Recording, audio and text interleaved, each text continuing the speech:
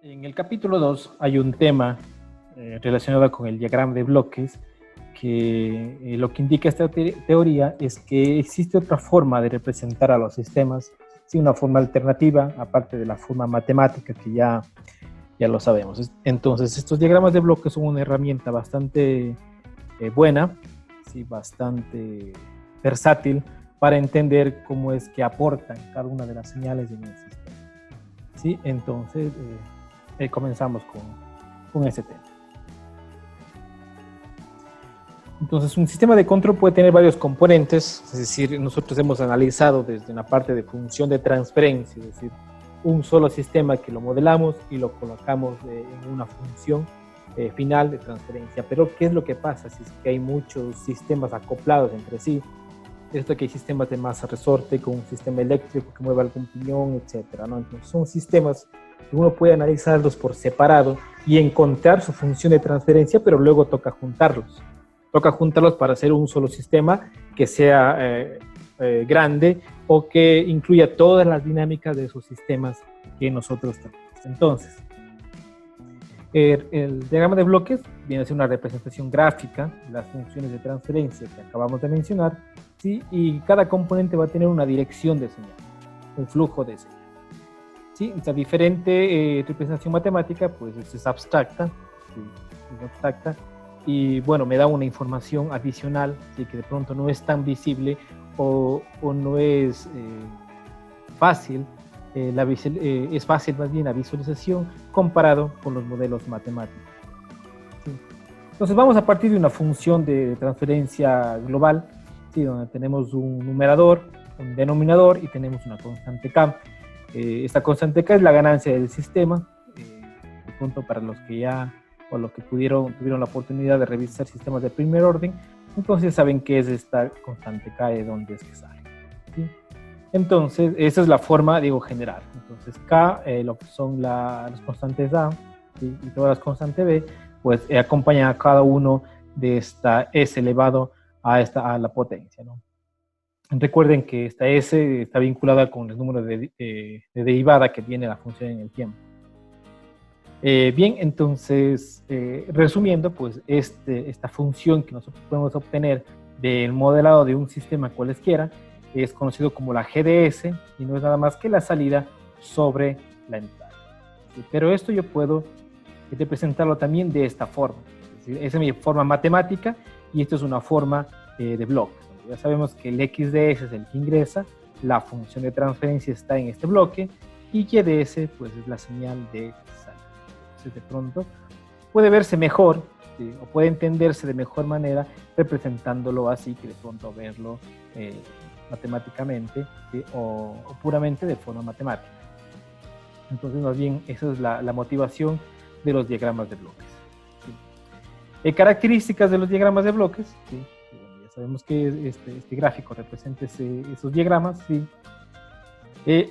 Esta forma o esta metodología pues lleva una característica que representa el flujo de la señal, es decir, estamos viendo que hay una señal que va en este sentido, pasa por esta función de transferencia o por este bloque, podemos llamar como este bloque, y tiene una respuesta, es decir, la información fluye en este sentido.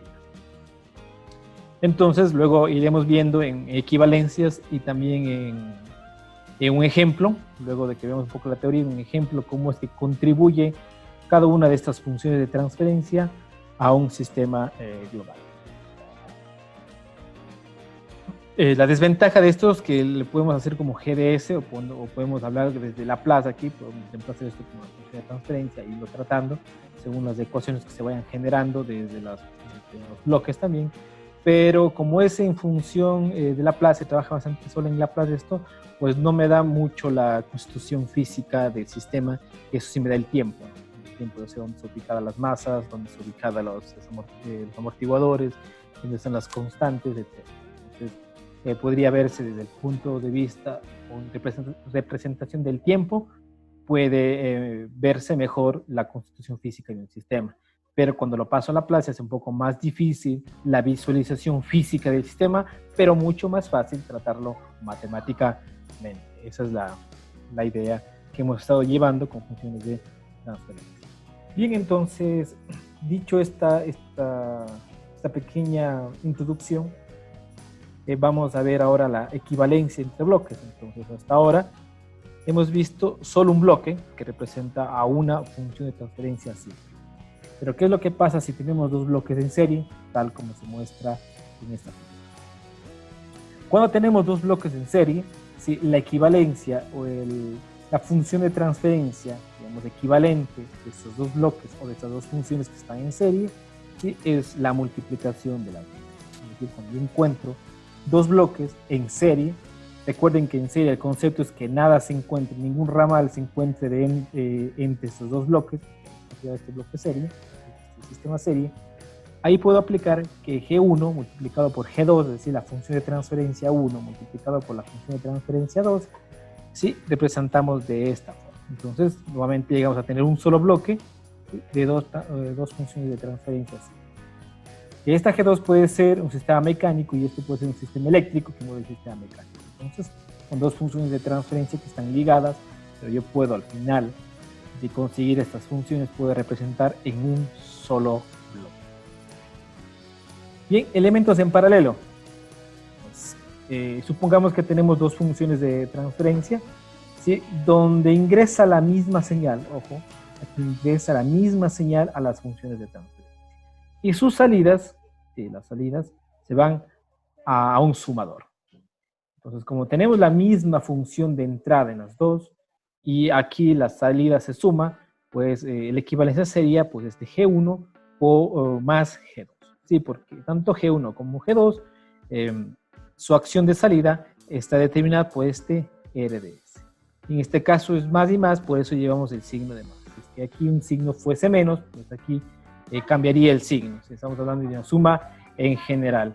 Entonces llevaríamos esta representación final en elementos en paralelo. Ahora pues hemos visto dos de los tres esquemas principales. De mi objetivo son los esquemas principales que uno debe dominar en esta parte. Pero como se ve, son súper simples. Si hablamos de serie es multiplicación y si hablamos de paralelo, ¿sí? Es de suma. Ojo que en paralelo las dos funciones de transferencia tienen la misma entrada. Ahora miremos este sistema, que es una realimentación. Pronto podríamos confundir esto con el sistema de paralelo. Recuerden que en paralelo las dos funciones de transferencia tenían como la misma entrada. En este caso no es el caso, ¿sí? En esta situación el caso es diferente. No tenemos dos señales que ingresan, sino más bien esta función de transferencia contribuye nuevamente a la entrada, ¿sí? Entonces, para analizar cuál es la equivalencia de este sistema realimentado, que este es muy importante porque de hecho en esto se basan los sistemas de control. Recuerden que si este es mi GDS, mi sistema cualesquiera, yo ingreso alguna señal, puede ser fuerza, puede ser voltaje, puede ser presión, etcétera, y tengo una salida. Pero resulta que para que esto se estabilice o tenga un comportamiento, esta salida debe ser llevada nuevamente a la entrada. Sí, entonces esta es la realimentación y es un esquema bastante importante y que tendremos que ir viendo a lo largo del estudio de los controladores. Bien, entonces vamos a analizar este esquema. Por lo que tenemos una entrada, EDS, una salida, YDS.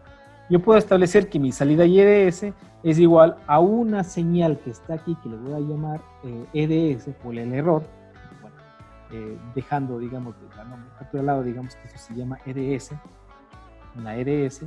Si aquí tengo una señal EDS y me encuentro con GDS, es decir, tengo en serie. Entonces, esta serie, recuerdan, a que era igual a la multiplicación de los dos. Es decir, que mi YDS va a ser igual a EDS multiplicado por GDS. ¿Sí? Por otra parte, ¿a qué es igual este EDS? Este EDS es igual a esta XDS que ingresa por esta parte, tenemos con signo más incluso, y menos, ¿sí ven? Este menos ingresa por esta parte de aquí. Pero esta señal de aquí, ¿de qué compone?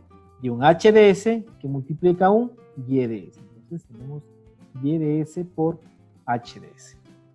Entonces ahora, pues yo veo que aquí tengo EDS y resulta que este EDS es todo lo que está aquí. simplemente reemplazo en esta ecuación. Lo que tengo es lo siguiente, y de s igual a x de s menos y de s h de s multiplicado por g de s.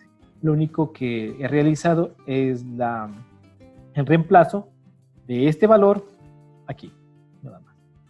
Voy a eliminar estos corchetes, y me queda de esta forma la ecuación. Únicamente lo que pasa es que multiplico g de s a los dos términos que están dentro de los corchetes o de los signos de agrupación.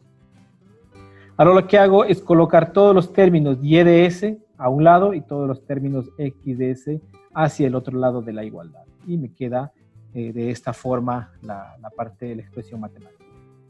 Y de s, que es este de acá, y este menos y de s, h de s, g de s, queda pues de esta forma, ¿sí? Con signo más. Y el g de s, x de s queda tal cual, ¿sí? En este lado de la igualdad. Bien, saco factor común y de s, ¿sí? En esta parte. Ahora lo que hago es este término que logré obtener desde un factor común, lo envío al denominador, ¿sí? Y este x de s también envío al denominador de acá, ¿sí? De tal forma que yo tengo un y de s sobre x de s. Y recuerden que y de s sobre x de s, y de s es aquí, que es la salida, y x de s es la entrada, es decir, eso es la función de transferencia. Y mi bloque equivalente sería g de s sobre 1 más g de s h de s. ¿Qué sucedería si aquí el signo fuese más? Simplemente acá el signo sería menos. Aplicando el mismo procedimiento, el signo aquí sería menos. Entonces, con esta lámina que acabamos de terminar, podemos establecer los tres estructuras importantes que no debemos de dejar en cuenta al momento de revisar los ejercicios que nosotros podemos utilizar para resolver el tema de circuitos en bloques. El tema de serie, recuerden que en serie se multiplicaban las dos funciones de transferencia. En paralelo necesitamos que la misma función, que la misma señal de entrada se reparte entre las dos funciones de transferencia, ¿sí? Y luego hacen una suma algebraica, que puede ser positivos o negativos. Y finalmente tenemos esta estructura de realimentación donde la equivalencia es g de s sobre 1 más g de s h de s de un sistema que tenemos aquí. Siguiendo con el tema de reducción de bloques, vamos a tener otro tipo de equivalencias. Por ejemplo, tenemos un esquema escrito así como lo ven aquí, es decir, donde g de s ingresa después de una señal A y ingresa por otro lado una señal B con signo negativo, y la respuesta sería el AG menos el B. Entonces, a este mismo esquema puede ser igual este esquema de acá, donde puedo ingresar B, divido para G, tengo aquí B sobre G. Acá ingreso A, y al final si sumo A menos BG, entonces tengo A menos B sobre G. Y aquí multiplico por G de tal forma que este G se elimina y me queda nuevamente AG menos B. ¿Cuál es la idea? ¿Cuál es la idea que quiero que nos quedemos con los diagramas de bloques? Es la siguiente, que yo puedo modificar internamente este sistema, pero lo que debo asegurarme es que esta salida no cambie su estructura. De pronto en los libros se van a encontrar como una tabla de muchas equivalencias, pero al momento de aplicarlo en la práctica no lo podrán hacer porque es difícil verlo. Pero el concepto que quiero que se lleven es que yo puedo modificar entre las señales de entrada y la salida, puedo modificar todo esto. La única condición es que la salida no se afecte. Veamos este ejemplo. Tenemos una entrada A, tenemos una entrada B. Tenemos la entrada A y tenemos la entrada B. La salida me dice que es AG menos B y la salida me dice que es AG menos B. Entonces, antes de analizar la salida, vamos a sacar, veamos si es que cumplimos eso. Si ven que las entradas son las mismas y ahora lo que voy a cambiar es esto. Entonces yo puedo enviar a esta A directo, si ven que quedó directo, y a B, en vez de enviarlo directo, pongo una función de transferencia, ¿sí? Entonces, si yo hago esto, tengo a B con una función de transferencia, B con esta función, vemos que es serie, se multiplica y me queda B sobre G. A viene por la otra parte, que es lo que hago aquí, simplemente sumo A menos B por G. ¿Cuál era la condición? Que esta salida no cambie. Yo tengo ahora este resultado. Para llegar de esto a este resultado, tengo que multiplicar por G. A multiplico por G, me queda AG, y B sobre G multiplico con G, se elimina G, me queda B. ¿Sí? Entonces, la idea nuevamente, la idea es poder mover bloques o adicionar elementos dentro de las señales de entrada, de tal forma que la salida no cambie su estructura. Miremos otro ejemplo. Tengo este ejemplo donde ingresa A, multiplica por G, y las salidas tendríamos AG. Y de pronto tomo otro ramal de aquí y sigo teniendo a G porque es la misma señal. Puedo mover todo lo que es entre A y las salidas de tal forma que estas salidas no se alteren. Entonces puedo hacer esto. Puedo tomar A, es decir que ahora aquí el ramal que estaba aquí en la salida va a estar en la entrada, sí, pero cada salida va a ser multiplicada por G de tal forma que la salida nuevamente, como ustedes pueden ver, no se ha alterado. ¿Sí? Eso puede estar como tabla, pero nuevamente la idea es que las salidas no queden cambiadas. Otro ejemplo, tenemos esta estructura, puedo cambiarlo a esta estructura, es decir, en vez de este ramal tenerlo aquí antes de la función de transferencia, la coloco después. ¿Sí? Pero para compensar este A, pues como lo coloqué después, ya que es un G que multiplica, pues tendría que dividir a este mismo G y las salidas son las mismas.